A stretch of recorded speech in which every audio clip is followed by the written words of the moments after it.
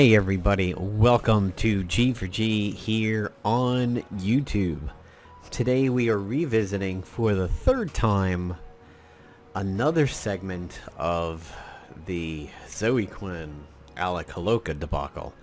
It seems that despite everybody's attempt to put a Tupperware lid on this and put this in the fridge and worry about it 3 months later when it grows mold, is not actually going to happen, because more and more stuff keeps coming to light about it, and it keeps flopping the narrative a little bit. By the way, I've got some background music today. It is Smolder, a synthwave and retrowave electronic mix. A friend of mine linked it on Facebook, and I happen to be a fan of synthwave to a certain degree, having grown up with it, and C64 tunes and SID chips and everything. So that'll run in the background. Hopefully it won't be ridiculously distracting. So, to catch everybody up on the situation, at the tail end of August, Natalie Lawhead made a post saying that an industry legend in gaming was a rapist and took advantage of her. Zoe Quinn then turned around in a form of Me Tooism and then levied her own claim against Night in the Woods dev Alec Holowka. Several days after the Twitter claim was levied, unfortunately, Alec took his own life, left this mortal coil, as I've referred to it in previous videos. Her very long Twitter post seemed to paint a picture of a disturbed individual who had an unhealthy obsession with her, kept her caged, and did a lot of mental and physical bad acts against her when she spent time in Winnipeg, which is where he was at the time, and she had to flee semi-under cover of night and with help from a roommate back in Toronto, which is where she lived at the time, and it generally didn't paint a good picture of Alec overall. And to that end, it created a scenario where a lot of people in Alec's life seemed to turn on him and help make the cage around his life shrink and shrink and shrink until he was basically ostracized seemingly from everything in his life, and he chose not to be part of this life anymore. This, of course, let loose a huge controversy of, once again, Gamergate-esque proportions in Zoe's life, where you had the people stating that what he did was a sign of guilt, it was an admission, it was the last confession before the priest, and he couldn't live with himself for the terrible things he did. There is, of course, the opposite side that states no. Zoe Quinn's post eventually led him to have no shoulder room in his life whatsoever, and literally his life caved in on him. He saw no way out. He saw his coworkers terminating him, and then there were posts like, "I'm not surprised at this," and then post his action, his sister would come out and say, "I believe survivors, and I am not surprised by this. Alec had a darkness, and he was on medication and therapy, and he was getting back to who he was without the darkness." Now, this video is mostly going to deal with facts and conjecture.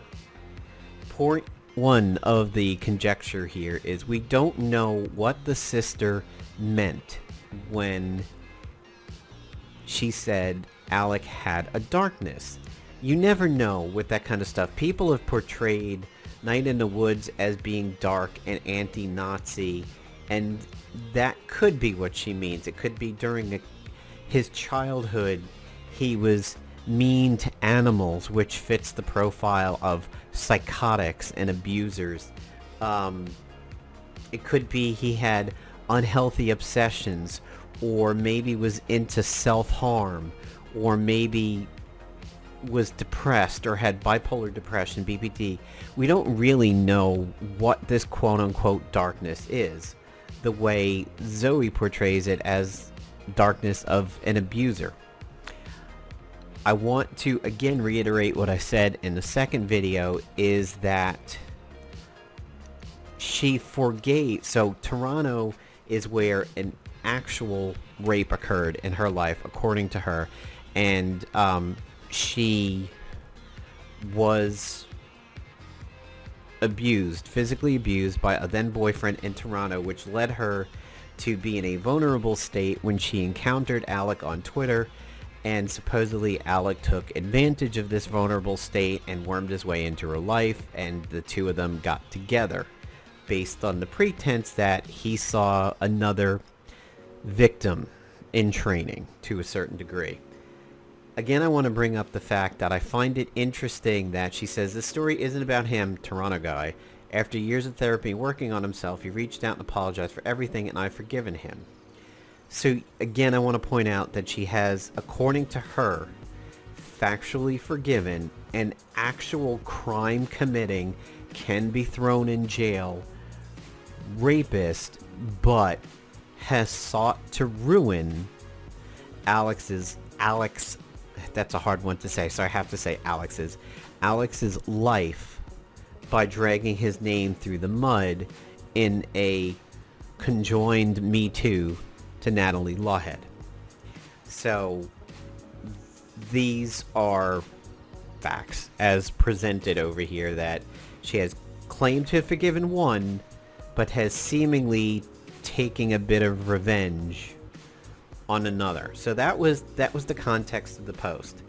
Other things that she claims here, fact as in a fact in Zoe world, is that she went out there supposedly for 2 weeks, wound up not getting home for a month because she got the ticket there. He was supposed to get the ticket back. He delayed and delayed and delayed in getting the ticket back, so 2 weeks stretched into a month. He caged her physically and emotionally, did not give her the code to the door so she couldn't come and go as she pleased, which, as I said in my second video, a code in a door situation like this is a key. It is like having somebody, anybody, a girlfriend or just a friend come by, dude if you're a dude, another girl if you're another girl, come and visit you for a little while and give them the key to your place. You would have to ensure that you get the key back when they go, and you would have to hope that while you were out of the apartment and maybe at work or something, they didn't make a copy of the key so that they could do whatever they wanted when you weren't around. By giving Zoe the code, she would have unfettered access to the apartment that, unlike a physical key, he couldn't even revoke.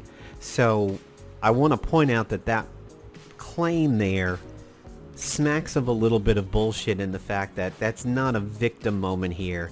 That's a shrewd point on Alex's point to protect himself. So he was violent. He blamed my former sexual assault on me. I hid in the bathroom most of the time. I was scared to leave. I was isolated. I was scared to tell anyone. He'd act normal, then light into me when we were alone. When I got home, I sent a cordial and friendly breakup mail. He lashed out and banned me, blah, blah, blah. So, now, and then she also states that she's been afraid of bringing it up because of everybody liking the game, and I've been silent about it for too long, and I've skipped GDCs because I can't stand people clapping for him when this terrible person that I know is up on stage, blah, blah, blah. So, in the last video, we brought up the fact that Aaron, the national treasure that is Aaron, brought up, and that's not sarcasm by the way, brought up the fact that he had Facebook messages between him and her when they were dating, where she explicitly stated that she wanted to tear down the existing indie gaming world of its power structures as a form of vengeance, and then rebuild it with people she supplanted in the power positions. This is not an opinion. This is a fact. This is a verifiable fact that occurred in a conversation between her and Aaron of Gamergate fame when they were actually dating and cavorting about. So you have somebody who has already now built the groundwork for their... that's a 5-year plan that she has laid out over there. So this could very well be the instigation of that 5-year-old plan that, So where do you see yourself in 5 years? Don't say doing your wife. Don't say doing your wife. Doing your gaming culture? So she has laid this out, that she has had this desire, and that doesn't bode well for what is happening now when you dig that up. So, as the Post Millennial has discovered, they have noted that her Twitter is now available again, but in a very protected status, and they had somebody on the inside of her Twitter looking through it and getting this stuff before it went away, but it has been captured. Now, that paints a picture of somebody who perhaps deactivated their Twitter immediately after what happened with Alec as a way of burying the truth, as a way of wax on, wax off, deflect. Don't go digging, because if you dig, you will discover things. Well, the things have been discovered because, like New York City, God rest New York City's soul, I'm a former New Yorker myself. This is 9/11. This is always a particularly rough day for me, as I was working in Richmond at the time, watching 9/11 happen. I had family in New York. I had family working in both of the Twin Towers there. A brother an uncle on each side of the family. One was a brother to my father. One was a brother to... one was the husband of my mother's sister. So there was a lot of family ties and what was happening, and I got evacuated where I was working because it was a high rise. So 9/11 is a very serious thing for me, even this many years later, and I hate seeing the stupidity surrounding it in today's political climate of what's going on. But yeah, anyway, so she seems to hint at the fact that she is going to Winnipeg in March of 2012. And this visit lasts until May. So what's interesting here is these 2 weeks really spun out into something big. Now, in the August 28th tweet, she claims that she was physically confined and very isolated. Yet her Twitter during that time seems to be very active and talking about a lot of the things that she was doing around town. She went and got fabrics, hard at work on the game that she was working on at the time, and this is a game with Alec. She acted in a play on April 29th, so this is well into her time of being there. This isn't at the beginning, maybe before the caging didn't even kick in. Look at this. This is April 29th that she's saying she acted in a musical. That means you have very much been out of the house to this. You don't learn your lines other than help get off me, the oppression is here. Other than that, you don't learn lines for a play or a musical in a day or two. I know I acted in high school and in college. It takes a little bit of time and refinement. I would say maybe half a week to a week she was doing something, unless it was just a few lines. So clearly not isolated. And here she's saying when she's going to be back in Toronto, which means back home. So this very much flies in the face of the undercover of night escape from the cage. Now let's be fair.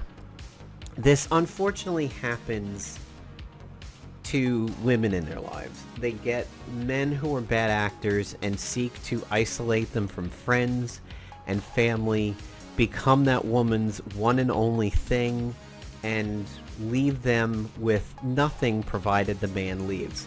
This is a plot of many movies and shows and books, it's generally low self-esteem on the man, that the man is afraid if the woman consumes life that the man will be viewed poorly and be left, dumped, not enjoyed. The woman will go elsewhere. This is a thing. Zoe hit upon something that is an unfortunate reality. You can see it in things like Sleeping with the Enemy.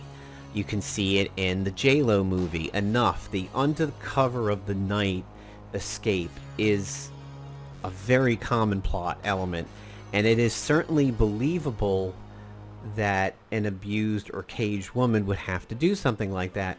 But look, she is visibly talking about when she's getting out on her Twitter that we know, and you'll find out a little bit later, that Alec was part of her Twitter.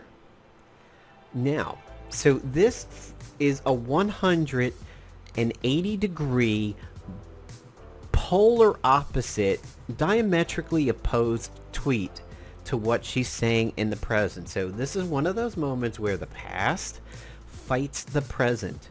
So if you take both of these statements here at their core value, that Zoe's speaking the truth and that there are no extra shenanigans going on here, nothing else that we could talk about behind the scenes, but there are. If you believe the present statement and you believe this past statement, they can't coexist. It's that simple. It is literally like saying it was raining at 12 o'clock in the afternoon on April 29th, or is bright sun and not a cloud in the sky. You I mean, yeah, you kind of can have both a sun shower, but you know what I'm getting at here. The two are diametrically opposed. Yes, if you dig deeper, you could say that Zoe was putting up to her fans and her followers a very brave front, that she was making everything seem great, and she was constantly communicating and everything was positive. She was doing all these cool things. Meanwhile, she was in the presence of a bad actor. I'm sure we could all look at the lives of people like Chris Cornell and Chester and Robin Williams and know what it's like to look at somebody who seemingly has so much and in reality is potentially a hollow shell and is not happy with life. She could have been doing that here, but that isn't a fact. We don't know that. What is a fact is that a tweet like this directly conflicts the present tweet. Okay, now, this over here, in May 2nd, so supposedly she got out there in very, very early April, very late March, and it's still May 2nd, she's still there, she's still working on it, she's still in control of the game that she lost control of, and she's still tweeting positive related things while being out there. They had seemingly very couple arranged indie meetups called Windy Pegs in April and May, mid-April. So why are you doing couple together related things in mid-April if probably the abuse would have started by then? You can kind of say that in the first couple weeks, maybe his colors didn't come out yet and they slowly ramped up into being a bad person. But look at, we're deep in April here, almost May, and they're still doing these meetups. They still seem very, very together. In the middle of April, they appeared on a podcast together. They seemed couple-ish right during it. My life right now is I wake up, I bullet on a game I care about very passionately, then I pass out. Discussing an indie game from Phil Fish. This is fucking funny right here. You might remember Phil Fish's name as the guy who attacked the guy who placed the sexual abuse claim on Zoe Quinn. So the guy who said that he had his package grabbed at a wedding, Phil Fish is the whatever dude, you weren't even invited to that wedding, who are you? Like, that's not a valid comeback. That's like saying, hey man, you just ran over my foot with your car. Whatever, man, it rained yesterday. It's like, what the fuck does that have to do with the price of tea in China? But anyway, there's a quote, and that's one of the reasons you don't really want to become famous, because that's what happens. People basically turn you into a cartoon character. You don't get to be a person anymore, you're a concept. Well, Quinn has reduced herself to a concept, and now she has effectively reduced Alec to a concept in this. And, you know, it kind of reminds me of the quote of, you either it's sort of a bastardization of it. You either live long enough to retire as a hero or see yourself get warped into the villain. So now we have another direct refute over here. She said that she lost control of her game and that Holowka had taken control of it, where on April 7th, there's a map out of it. Now, granted, this one is the beginning. He might not have taken control over this yet. But here she is at the end of it saying, I'm still working my face off on my games. I worked on it till I passed out. Again, a 100% polar opposite, 180 degrees of what she was saying in her present tweets. And again, if you take each one of them at face value and you don't process behind the scenes things like, again, putting on the brave front, she's lying, this isn't really her reality, two of them fight each other.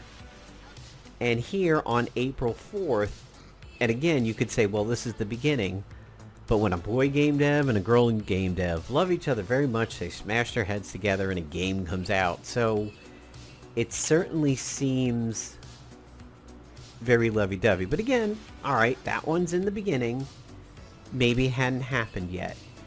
So now we come to the point of the roommate saying, let me help you get out. You're frightened. Let me help you get out. And Quinn's like, oh, I needed help getting out, and help was accepted to flee.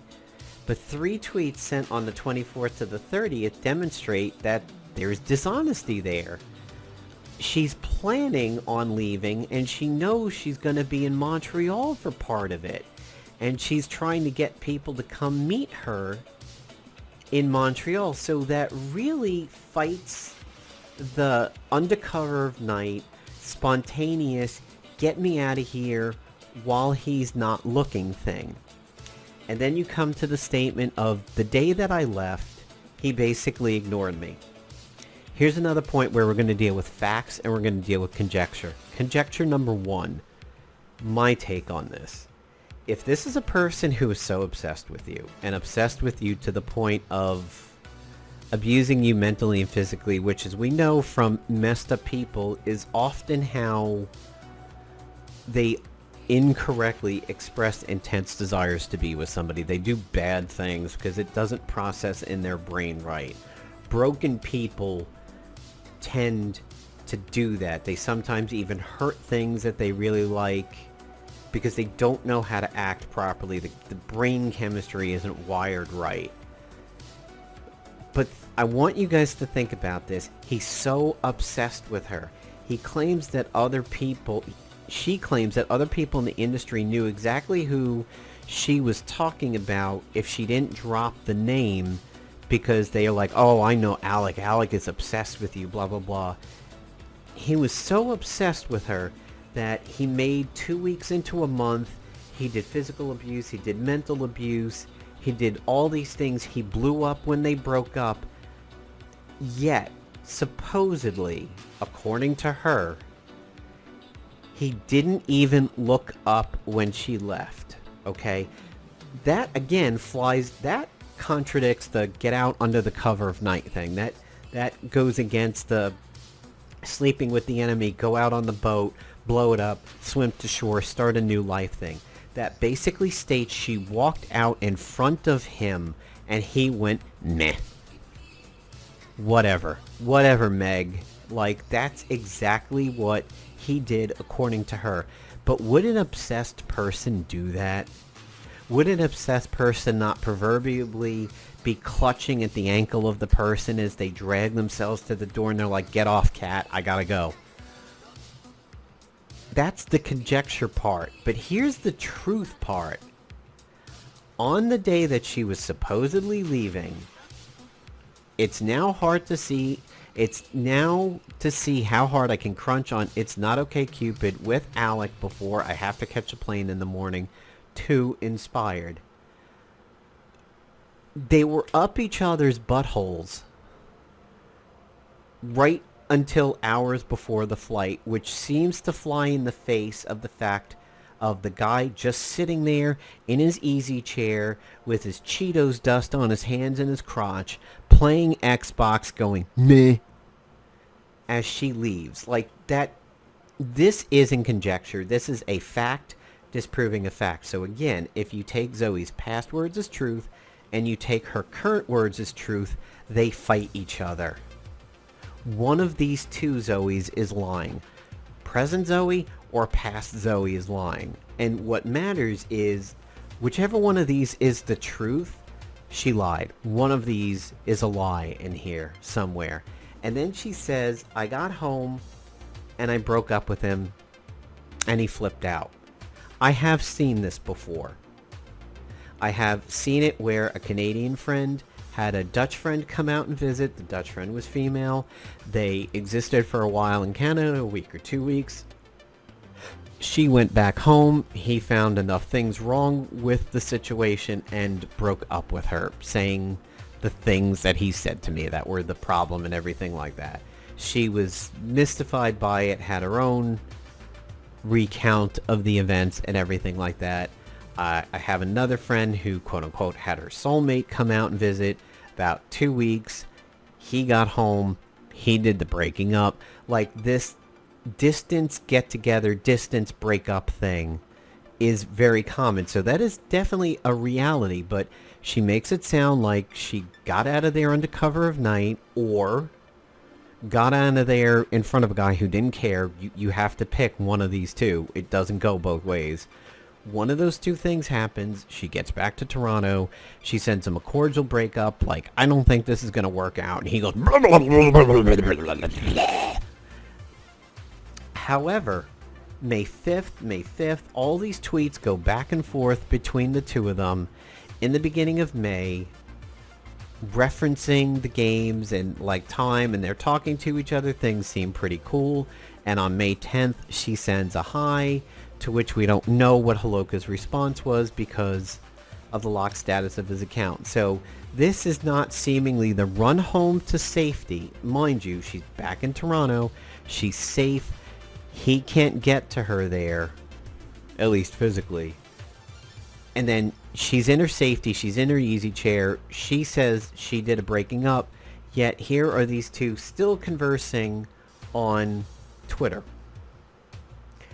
So, once again, these are direct posts from her that fight direct posts from her. These aren't conjecture.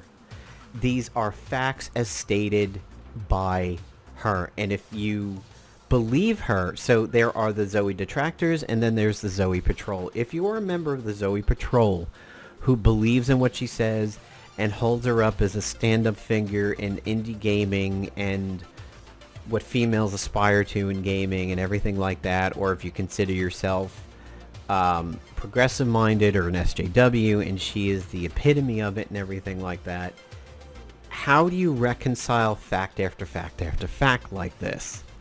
If you believe that she speaks the truth, you now have multiple truths that fight each other, and these aren't through the lens of a GGer, a gamergator, an incel, a neckbeard, a righty person. I am not right by any stretch of the imagination, an anti-feminist. That's not what you're getting out of me. You're getting a person who's breaking down critical thinking and facts. Now, the Post Millennial, after beginning to reveal this stuff, has said that they were the result of a DDoS attack. So somebody attempted to shut down of their site. Since the publication of the original article, more information has come up.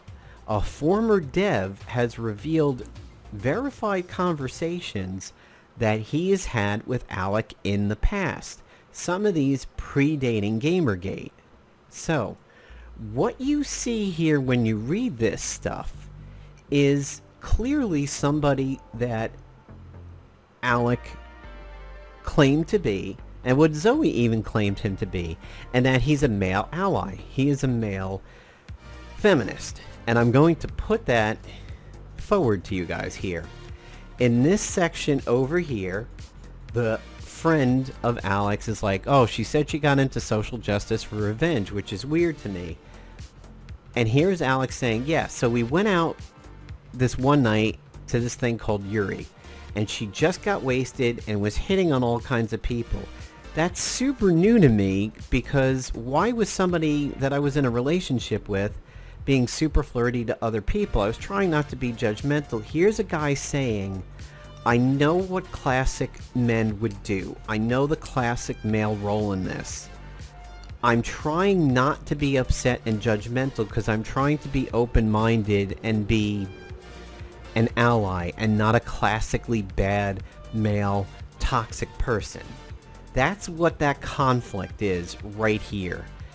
Oh, she kept going to the bathroom and saying there was a girl in there that was hitting on her, and after 3 or 4 times I'm like, do you just want to make out with her? Because if you really want to, go for it. This isn't a guy who's like, man, if you go for this, like, yay, threesome. This is a guy, again, saying, okay, the classic boundaries of a relationship are one person and another person. I won't even say male and female. We know that's not true anymore. It could be female, female. It could be male and a loaf of bread. It could be female and a pickle. Whatever. He's saying the classic relationship is like a guy and a girl. We're in love with each other. We're here. We're going out together. But you're just kind of flitting about like a bumblebee. Alright, you do you, I guess. And she did this whole, no, I only want to be with you, blah, blah, blah, but then kept going back to the bathroom. Later, she had a huge breakdown about how everyone hits on her and it's so unfair and evil. Like, the fuck is this? I mean, are you that full of yourself that you think you're like walking in the club and just like, and the record skips just like, and everybody turns and looks at you like, you can shut flirtation down. Like, Ninja does that by not wanting to stream or get involved with girls when he does his stuff, and then fucking Anita Sarkeesian has a problem with that. I was like, oh, he's sexist. No, he's being true to his relationship. How could that's being literally anti-sexist? He's like, I don't want anything like this to happen, like a pro Jared to happen. Anything. I'm devoted to my partner. Be gone thoughts. And she has a problem with it. And in here is Zoe doing the opposite of it. She's reveling in it. She's rolling around in the pollen and coating herself instead of saying, you know, I have my one flower. Like, that's it. You are physically and emotionally capable of shutting down flirtations when you want to. Very, very clearly. I mean, that's not what she was doing. But then again, what she did to Aaron, 5 guys, you can see that Alex is viewing the exact same kind of Zoe that Aaron went through. Oh, you know, I really wanted to say maybe don't be as flirty, but I knew it would be something she would freak out over. So he's trying. Like, this is a dude who's actually trying to be modern and open-minded. I don't want to use the term woke. He's trying to be open and an ally, really. So I said instead, maybe there's something we can do together to avoid this situation. Well, she freaked out anyway, got angry, and said I was discounting her personal experience. And there's the friend saying it sounds like victim blaming happened again. In direct contrast to Quinn's statement, Holowka paints a very different picture of their time in Winnipeg, suggesting that despite problems present in the relationship, he had been so infatuated with her that he offered to pay couples counseling to keep the relationship healthy. So, right off the bat, I'm like so in love with her and so happy with the relationship, I suggested we go to counseling. I was like, this is really good, let's keep it that way by talking to neutral people. And I even offered to pay for it because I knew she was broke. And her response was, well, if you think you need it, again, here's a dude trying to go across the bridge of the classic relationship role and be like, you're doing your thing way over there on the bridge. This is weird. Can we, like, go talk to somebody to figure out this thing of, like, my idea of a classic relationship and how I'm not quite getting it, and you're doing this weird thing of making out with random chicks in a bathroom when I thought we're supposed to be together? So either this guy is really good or he's super psychotic, and her making out with the chick was because she wasn't really into him, and she was letting herself flirt because she was like, this isn't a working thing between Alec and I, so I'm just gonna get what I can get. We don't necessarily know the truth in that. Holowka expressed that he felt those viewing what would become Gamergate controversy was simply about sexism, and having first-hand experience with Quinn contradicted the very public narrative. And he's like, but this is a clear case. I know people aren't really looking into detail, but I've been there. It's a similar situation. Like, if you don't own your shit, it's not easy to own your own shit, meaning all the cheating that she did on Erin at the time. And that's what he's talking about there. Holowka's expressions of dissatisfaction with his past relationship predate Quinn's Gamergate shit, eliminating the possibility that the conversation stemmed from bitterness towards Quinn's public stance or the need to sneakily cover his own abusive past. Holowka has no motive to mischaracterize Quinn back in 2013 when these tweets went out. To a very non-depressed person, play it. I'm not giving you the option. You play it and you learn something, okay? Depression Quest. And he says, can't wait for Pathological Liar Quest. And somebody backs him up and says, you've already been there, dude, in co-op mode. And he says, I got a game over pretty early, but from what I hear, the game gets even worse if you keep playing. Seemingly a snarky response to potentially having been dumped. Doesn't sound like he's the dumper there. It sounds like he did get dumped, and maybe he's upset about it. And then still, somebody responds to him, yeah, especially if you believe the lies. So here is him casting Quinn in a bad light before Gamergate happened, where you can say he's just bandwagoning on the anti-Quinn stuff. So we've now reached the end of all the stuff over here. To sum up, let's go over the facts and where facts contradict facts over here. Fact 1. I had to leave Winnipeg in front of a person who seemingly didn't care. Fact 2. I was working on coding a game with this guy all night, just a few hours before getting on that plane. Those seem to contradict each other. Fact 1. I walked out in front of somebody who didn't seem to care. Fact 2. I basically had to get spirited away under cover of the night to avoid this abusive person watching me go. Those two conflict. Obviously, you either walked out in front of somebody who didn't notice you were there and did a fat Thor with sunglasses, and maybe he's dead, maybe he's asleep, I don't know, there's Cheeto dust on his dick. Or you did a J-Lo and got out under cover of the night and, like, hopped on a plane and got away. Reminds me very, very much of either Law & Order SVU or a CSI Vegas episode. I think it was Law & Order SVU, where a girl left her kid behind in an abusive relationship, but she had to get out, and then she went into like a woman's support network where each woman was a handler and cared for the abused person for a little bit, and then moved them on to the next one and kept helping that person hop towns until it was very hard to find the paper trail of where the woman went. Like, these situations are real. It happened. Zoe said something that is certainly within the reality of happening, but she is saying things that directly conflict it. That's the problem, and that's what makes people think Zoe is not believable. Then you have Zoe saying, I was caged, I couldn't go anywhere, I didn't have the code to the door, so I couldn't go and come as I pleased because, like, the door would lock behind me, then what? But yet there's all those tweets stating what she was doing and being around in town and everything like that. Direct conflict. Another fact, he was abusive. things weren't going well. I basically spent the majority of my time hiding in a bathroom and not going anywhere and doing anything. Also fact, I'm doing all this stuff with him, and I'm coding a game, and I'm in a play, and I'm going out, and I'm getting fabrics, and we're holding windy pegs and windy pegs in mid-April and May, and then she also knows full well when she's leaving and where she's stopping.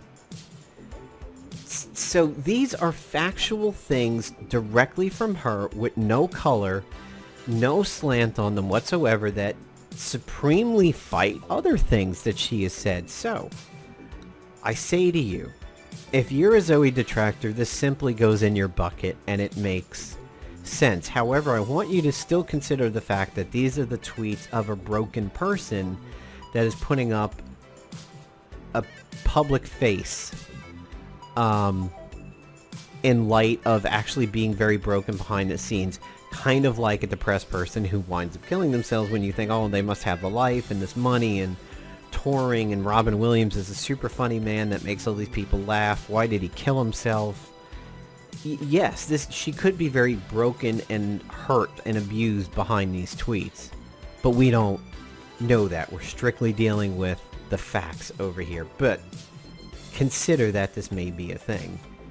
So all over, these facts fight each other left, right, and center, and things continue to come out. And what happens is, at the end of the day, people's lives are ruined. So I saw in the comments section of somebody's videos, these women, being Brianna Wu, Anita, and Zoe, they need to have their lives ruined the way that they've ruined lives. Well, to be honest, Anita's is largely ruined. She is not part of the meta anymore. She's not part of the cultural zeitgeist, to use Brian terms from Family Guy. She's nowhere. Nobody really cares about her anymore, and when she tries to be relevant, like tweeting at EA from E3 and everything like that, it goes over like a fart in the wind. It's there, you smell it for a second, and it's gone and forgotten about. Brianna, I mean, it's fucking Clayface from Batman the Animated Series. Apparently she's running for public office. I don't really see that happening. And she tried to attach Gamergate and like gun violence or something to this, which was really, really hysterical and off base. It's like, hey, let me take this hot topic word and try to lightly scotch tape it to this other hot topic thing. Oh, the tape broke. Hey, my point fell off. Wait a minute, somebody go get my point. It just rolled out the door. And then you have Zoe, and Zoe, her life is just as ruined as Alex is. There's that possessive, that's hard to say. Alex's life is ruined. He's not on this planet anymore, likely because of the cage that she put him in that closed in on him too tightly. Well, her cage has snapped shut. She's in an inch by inch cage now herself, because she should be too hot of a commodity for anybody to work with. Not Marvel, not DC, not going to be doing game dev anymore. There's too much disbelief and factual things that conflict with what she says for anybody to take a chance on her anymore in the public eye. And I don't know how you deactivate your Twitter and then think that a month or two down the road that you're going to come back from this.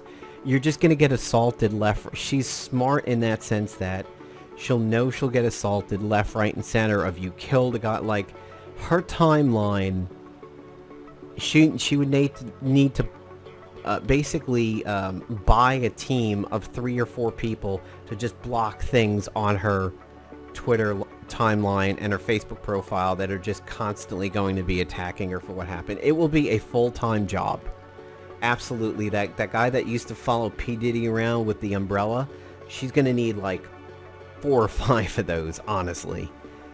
You don't come back from this, I don't think. And unless she somehow comes up with huge proof that everything she said was true the whole way, the new hot buzzword of unless she has the receipts, I don't know how she's coming back from this, because her own receipts fight her own receipts. Literally, she has 2-mile-long CVS receipts just duking it out in a Rock'em Sock'em Robots arena And one of them is the truth. Whether it's the present ones or the past ones, one of them is the truth, but it still means she lied. She either lied in the past or she lied in the present. And it's kind of a ridiculous thing for her. So hopefully Post Millennial and others won't continue to dig up more stuff, because we've had Alec weigh in from Beyond. We've had Aaron weigh in with the things he was able to prove that they've discussed at the time, like the Zoe and her quest for vengeance. Don't trust this woman. Do not give this woman money on Patreon. Do not Kickstarter the Tingle Project. She's proven to be a grifter, much like Anita did. She has proven to be a liar. She has proven to misappropriate funds by running around in what people have confirmed to be expensive Japanese places and say she's out of money. This woman has repeatedly dug her own graves, and now she's laying in it. And everything that's out there right now is just the dirt being piled on top of her. She is not the victim she claims to be.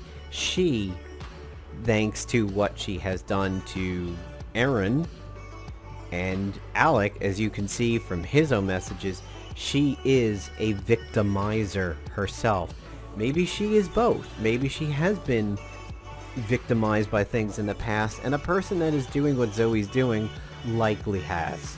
There is something in this woman's past that has set her on a bad course. And that could be forgiven if she was a humble soul trying to do the right things and be good. Seemingly, she is not. And her tweet has cost the life of somebody who, whether we can agree or disagree on whether they deserve to die or not, somebody's life was at stake here. And that, in and of itself, is bad, because we can never get to the truth of what Alec did now, as only Zoe is really around to tell it, and can we really believe her side of it in the future? So, thanks for watching, guys. I know some of you have left some comments over here that you've enjoyed the series, and that I hopefully have presented things in a middle of the road way with no slants and no agendas. And even if I do believe a certain thing on her life, I gave you cause to think about it, and maybe what I'm saying isn't the actual reality of it, or the things that I say they're rooted in bad things in her life, like she's doing this because of this, and that's why these things are coming out this way.